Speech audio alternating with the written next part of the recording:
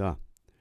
27장의 내용이 크게 우리가 세 가지 성구를 말씀합니다. 첫 번째는 단을 만들라, 두 번째는 성막의 뜰을 만들라, 세 번째는 등대에 불을 밝힐 수 있는 거룩한 기름, 감람유. 이 감람유는 항상 어린 감람나무로부터 기름을 채취하게 됩니다. 우리 먼저 낭독 성경으로 본문을 함께 읽겠습니다. 제 27장. 너는 조각목으로 길이가 5규빗, 너비가 5규빗의 제단을 만들되 네모 반듯하게 하며 높이는 3규빗으로 하고 그 네 모퉁이 위에 뿔을 만들되 그 뿔이 그것에 이어지게 하고 그 제단을 노수로 싸고 재를 담는 통과 부삭과 대야와 고기 갈고리와 불 옮기는 그릇을 만들되 제단의 그릇을 다 노수로 만들지며 제단을 위하여 노수로 그물을 만들고 그 위 네 모퉁이에 놋구리 넷을 만들고 그물은 제단 주위 가장자리 아래 곧 제단 절반에 오르게 할지며 또 그 제단을 위하여 채를 만들되 조각목으로 만들고 노수로 쌓을지며 제단 양쪽 고리에 그 채를 꿰어 제단을 매게 할지며 제단은 널판으로 속이 비게 만들되 산에서 내게 보인 대로 그들이 만들게 하라. 너는 성막의 뜰을 만들지니 남쪽을 향하여 뜰 남쪽에 너비가 100규빗의 세마포 휘장을 쳐서 그 한쪽을 당하게 할지니 그 기둥이 수물이며 그 받침 수물은 노수로 하고 그 기둥의 갈고리와 가름대는 은으로 할지며 그 북쪽에도 너비가 100규빗의 포장을 치되 그 기둥이 수물이며 그 기둥의 받침 수물은 노수로 하고 그 기둥의 갈고리와 가름대는 은으로 할지며 뜰의 옆 곧 서쪽의 너비 50규빗의 포장을 치되 그 기둥이 열이요 받침이 열이며 동쪽을 향하여 뜰 동쪽의 너비도 50규빗이 될지며 문 이쪽을 위하여 포장이 15규빗이며 그 기둥이 셋이요 받침이 셋이요 문 저쪽을 위하여도 포장이 15규빗이며 그 기둥이 셋이요 받침이 셋이며 뜰문을 위하여는 청색, 자색, 홍색 실과 가늘게꼰 배실로 수놓아 짠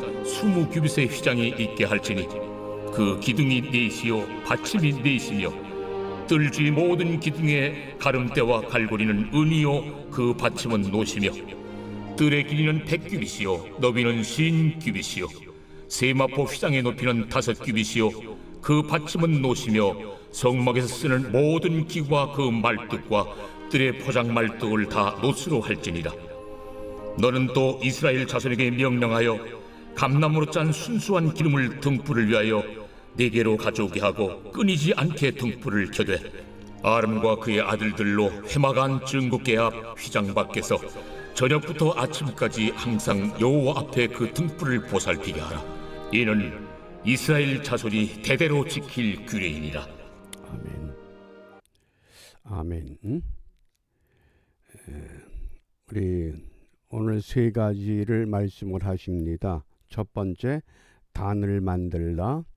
단의 재료는 조각목, 시띠나무 그랬죠. 그런데 반드시 전부 노수로 안팎에 감싸라 그랬습니다.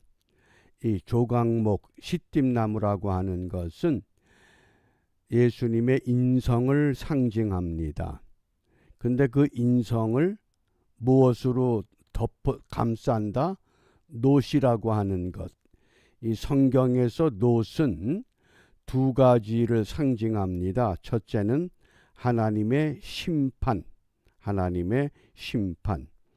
두 번째는 저주로도 상징이 됩니다. 저주받는 것.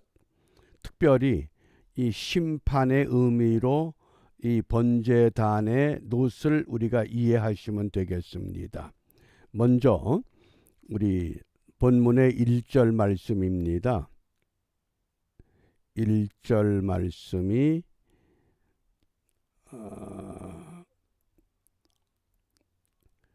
우리 함께 읽습니다. 1절 말씀을 함께 읽어보겠습니다. 너는 조각목으로 장이 5규빗, 광이 5규빗의 단을 만들되 네모 반뜻하게 하며 고는 3규빗으로 하고. 아멘. 이 조각목, 시띠나무, 우리 이해하기 쉽게 이 나무의 종류를 우리가 보통 아카시아 그럽니다. 그런데 한국의 경우 아카시아가 한 종류밖에 없지만은 팔레스타인에는 이 아카시아 나무가 종류가 다양합니다. 그러니까 잡목이지만은 조각목으로 널판을 만들기 위해서는 아카시아 나무가 굵어야 됩니다. 그런 나무, 다양한 나무가 있기 때문에 우리가 그냥 시띠나무로 이해하면 좋습니다. 그런데 그 크기가 장이 5규빗, 그 다음에 광이 5규빗, 정사각형의 모양입니다. 왜 정사각형의 모양인가? 위에서 내려다 보면 네모 반듯합니다. 무엇을 의미하느냐? 하나님의 공의가 이루어지는 것을 말씀합니다.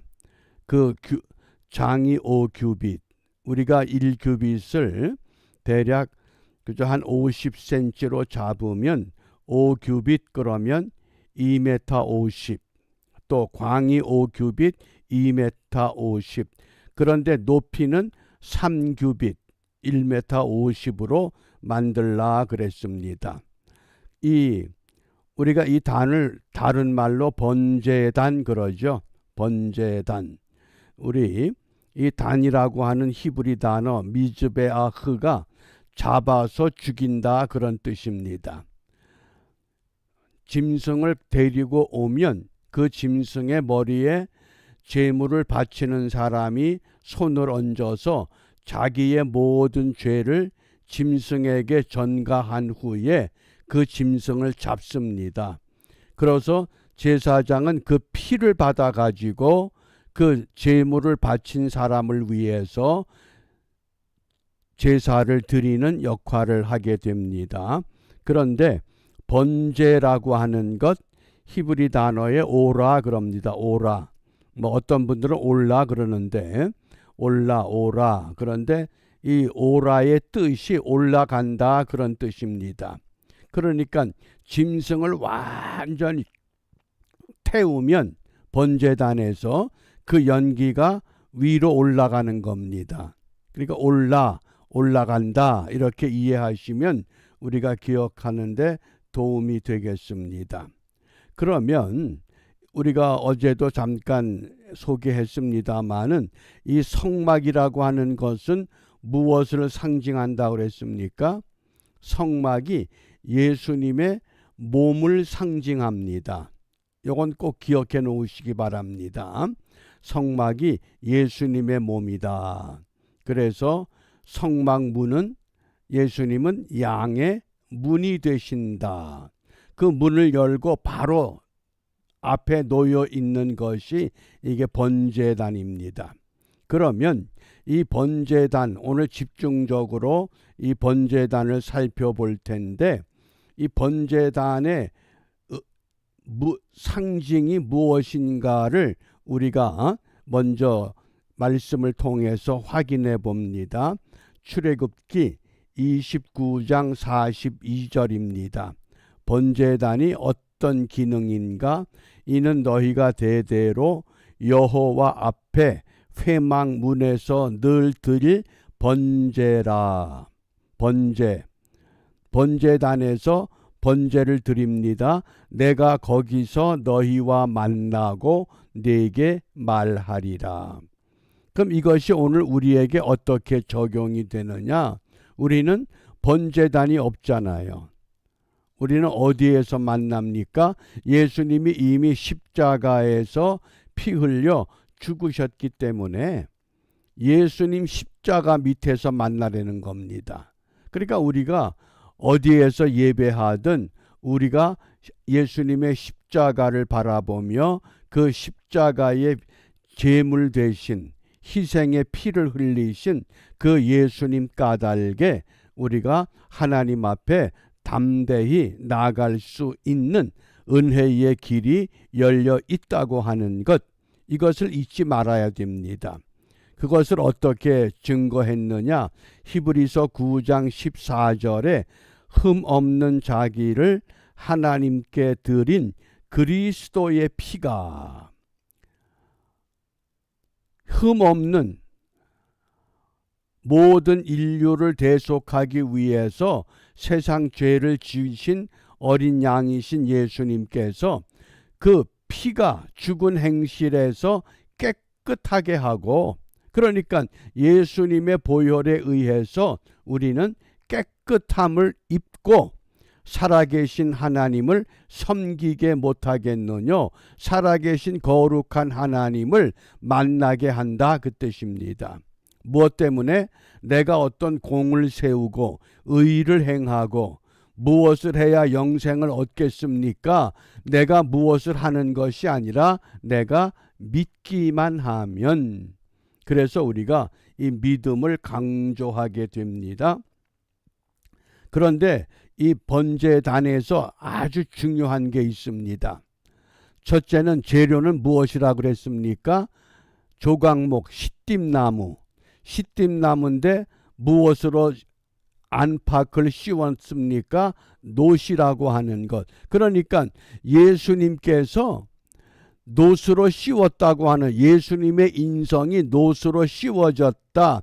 예수님이 완전히 하나님의 심판을 받았다. 누구를 위해서? 나를 위해서. 그게 십자가의 죽으심이라고 하는. 그러니까 우리가 이 성막에 번제단이 놓여 있는 그 자리는 곧 어디입니까? 그게 갈보리 언덕입니다. 그렇게 이해하시면 됩니다. 아, 번제단을 통해서 갈보리 언덕에 세워진 십자가를 바라보게 하십니다. 그런데 그 번제단에 무엇이 있느냐?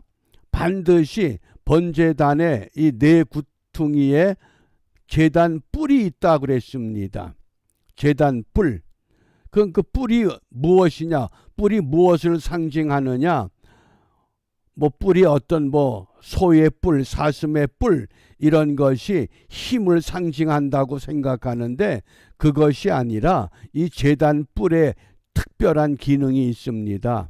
출애굽기 29장 12절에 그 피를 네 손가락으로 단 뿔들에 바르고 그 피 전부를 단 밑에 쏟을지며, 제물을 바치는 사람이 희생의 제물을 데리고 와서 그 희생의 제물의 머리에 안수하여 내 모든 죄를 희생의 제물에게 다 전가시킨 후에 제물을 바치는 사람이 그 짐승을 잡습니다. 피를 받아가지고 제사장에게 바치면 제사장이 그 피를 가지고 제단 뿔에, 이 네 뿔에 피를 바릅니다. 그리고 나머지는 전부 쏟아버리고 그 각을 뜬 짐승을 이 번제단에서 완전히 태워버립니다. 하나도 남김없이. 그러면 그 연기가 올라갑니다. 그게 오라라고 하는 번제입니다. 그런데 하나님이 그 연기를 기쁘게 받아주신다. 그래서 뿔이 무엇을 의미하느냐?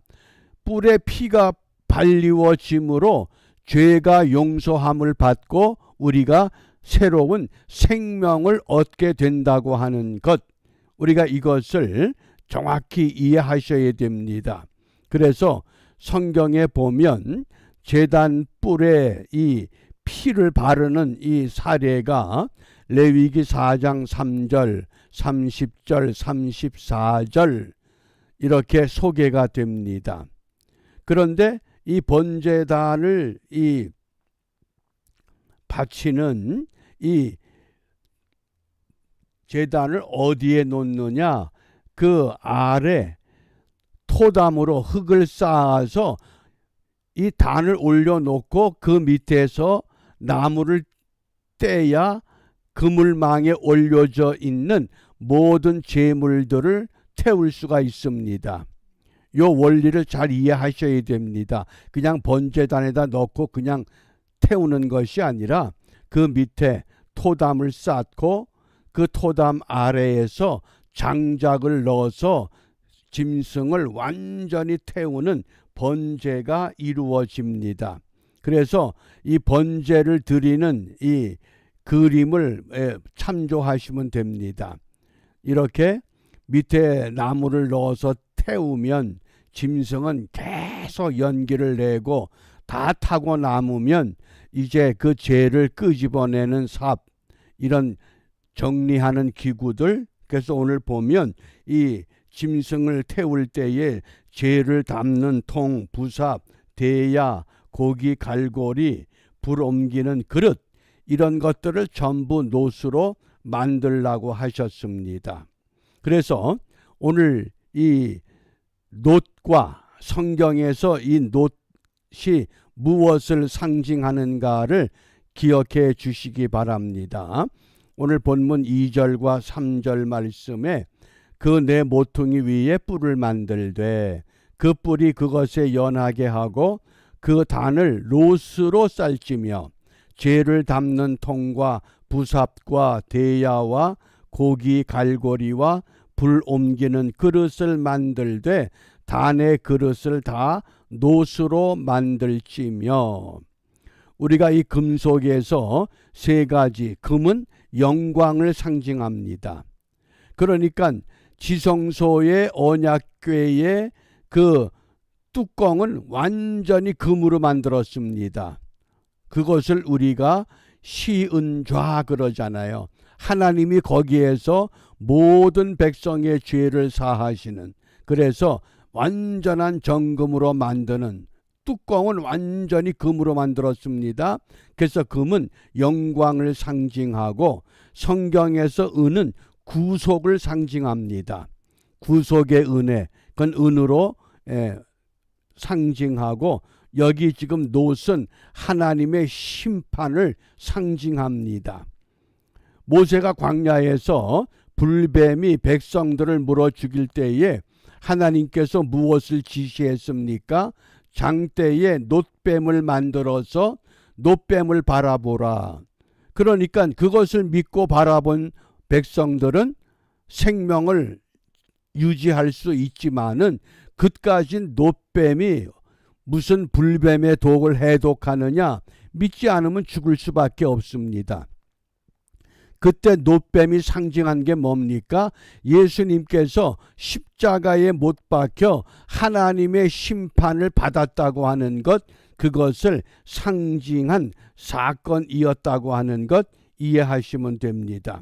그래서 이 시띠나무는 예수님의 인성이라 그러면 그 인성이 놋으로 안팎에 감쌌다고 하는 건 이미 예수님께서 우리를 대신해서 하나님의 심판을 받았기 때문에 완전한 번제단의 제물, 십자가에서 피를 흘리신 그것이 바로 번제단과 일맥상통하는 상징이 된다고 하는, 그래서 이 번제단이 과연 무엇을 상징하느냐? 예수님이 십자가에서 죽으신 것을 상징한다. 그리고 예수님은 어디에서 못 박히셨느냐? 갈보리 언덕에서. 따라서 번제단이 놓여 있는 그 자리가 물론 성막의 뜰이지만은 우리에게는 바로 그것이 갈보리 언덕과 같다고 하는 것, 우리가 이것을 이해하면 도움이 될 겁니다. 그래서 이 제단의 뿔이 무엇이냐? 대표적인 레위기 4장 25절에 제사장은 그 속죄 희생의 피를 손가락에 찍어 번제단 뿔에 바르고 그 피는 번제단 밑에 쏟고, 그래서 뿔에다가 피를 바름으로 인해서 용서함을 받는 상징의 제사가 번제단에서 이루어졌습니다. 열왕기상 1장에 보면 다윗이 노년에 후계자를 임명하지 않고 있을 때 아도니아가 스스로 왕이 됐습니다. 아도니아가 반역을 일으킵니다. 그때 다윗이 그 소식을 듣고 솔로몬을 후계자로 임명을 하게 됩니다. 그러자 이 아도니아가 그 다윗의 결정을 듣고는 이제 내가 죽게 생겼구나. 그러곤 얼른 제단 뿔을 붙잡고 나를 죽이지 않는다고 약속을 해 주십시오. 그게 뿔의 권능인 겁니다. 뿔이 권능이 있는 것이 아니라 그게 약속입니다. 왜? 그곳에 희생의 피를 바르면 누구다 생명을 유지할 수 있다고 하는 그런 사례가 역사적으로 한번 아도니아를 통해서 우리에게 증거가 됐습니다. 그러므로 오늘 우리가 무엇을 기도해야 되겠느냐? 오늘 히브리서 9장 14절입니다. 영원하신 성령으로 말미암아 흠없는 자기를 하나님께 드린 그리스도의 피가 어찌 너희 양심을 죽은 행실에서 깨끗하게 하고 살아계신 하나님을 섬기게 못하겠느냐? 번제단에 뿌려진 피와 태워진 그 모든 제물이 죄를 용서하는 약속의 기능을 우리에게 보여주셨다고 하면 온전한 제물, 온전한 제사, 그것은 십자가의 보혈밖에 없다고 하는 것. 그러므로 우리가 이 사순절 기도회 기간을 지내면서 분명한 이 신앙, 주의 피로 나를 정결케 하옵소서, 이 구속의 은혜가 우리의 마음에, 우리의 영혼에 깊이 각인돼서 세상의 어떤 잘못된 교리, 잘못된 주장, 그런 것에 미혹되지 않고 주님 오시는 그날까지 오직 예수의 피로, 오직 십자가의 은혜로 우리가 하나님께 나아가는 이 은혜가 헛되지 않는다고 하는, 그래서 어떤 증거 없다 할지라도, 내 눈에 어떤 것 보이지 않는다 할지라도 이미 약속된 이 증거를 통해서 구원의 은혜에 우리가 깊이 참여하는 우리 모두가 되시기를 주님의 이름으로 부탁하며, 우리 다 같이 있는 처소에서 찬송에 맞추어서 서로 마무리 기도를 하시기를 바랍니다. 은혜로우신 아버지 하나님 감사합니다. 오늘도 사순절 27번째 날 이른 새벽부터 늦은 시간까지 저희들을 은혜 가운데 지켜주시고, 이 시간 다시 한번 출애굽기 27장 번제단의 의미를 통해서 이 번제단이 오늘 우리에게 무엇을 말씀하는가를 함께 나누었습니다. 비옵기는 율법이 주어졌을 때에는 희생의 제물을 바치고 그 피를 제단 뿔에 바름으로 인하여 용서함을 받고 생명을 얻게 되었던 것처럼, 오늘날은 이미 2000년 전 우리 주님께서 나를 대신하여 십자가에 못 박혀 죽으셨고 그 피로 말미암아 하나님 앞에 나아갈 수 있는 은혜를 우리가 함께 회복할 수 있는 축복의 삶을 약속하셨습니다.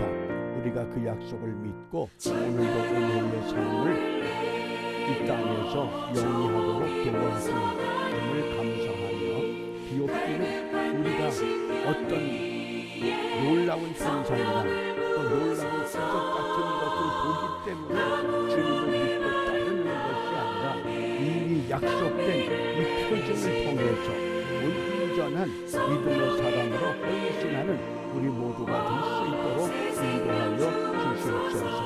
성도들의 가정을 우리 하나님 붙들어 주시고, 한 사람처럼 그 신령 속에 하나님의 위로와 하나님의 은혜와 하나님의 약속과 하나님의 치유가 필요하오니 필요한 것대로 이 밤에 채워주시고 급속하게 은혜를 베풀어 주시사 새날을 맞이할 때는 오늘보다 더 강건한 모습으로 우리 함께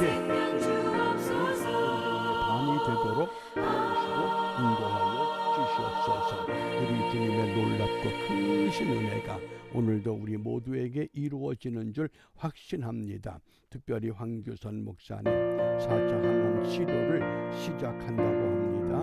우리 하나님께서 그 병상을 지켜주시고 과거에도 사랑하는 종을 통해서 하나님 영광 받아주셨습니다. 이제는 주님의 은퇴 후에 노년의 강건한 삶을 원하고 있사오나 이렇게 원치 않는 기능으로 인하여 고통받고 있사오니 항암 치료를 잘 받게 하시고 그 주사를 맞게 될 때 온몸의 고통과 통증을 통해서 주님 고통 다시 한번 생각하며 내가 이러한 고통 가운데서 아버지 시달리는 것도 주님의 은혜라고 깊은 묵상과 하나님의 은혜에 감사할 수 있는 귀한 생명이 되도록 역사합니다. 그를 다루어 모든 상처니 죽을 주님의 주의 모든 사랑을 그 모습을 통해 하나님의 은혜 하나님의 은혜를 함께 나눌 수 있도록 인도하여 주시옵소서. 온전히 이루어졌는지 우리 자신의 삶을 돌이켜보며 주님 앞에서 가까이 나가는 일에 성공하는 우리 모두가 되도록 인도하여 주시옵소서. 모든 것을 주께 맡기며